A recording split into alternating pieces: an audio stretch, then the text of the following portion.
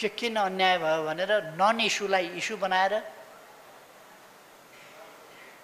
झुटो प्रशंसा, झुटो गाली, गाली गर्नुपर्नेलाई झुटो गाली, प्रशंसा गर्नुपर्नेलाई झुटो प्रशंसा।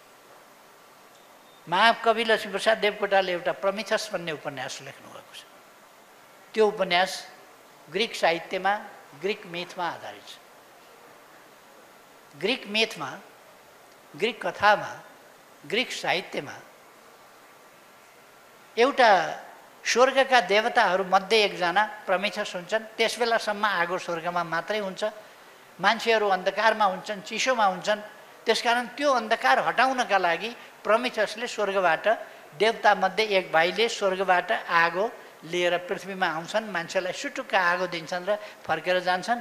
तर उनलाई खोजिकन स्वर्गमा दण्ड दिइन्छ। मान्छेलाई आगो दिए बापत दण्ड दिइन्छ। प्रमिथसले आगो दिएर मान्छेलाई न्यानो र उज्यालो दिए।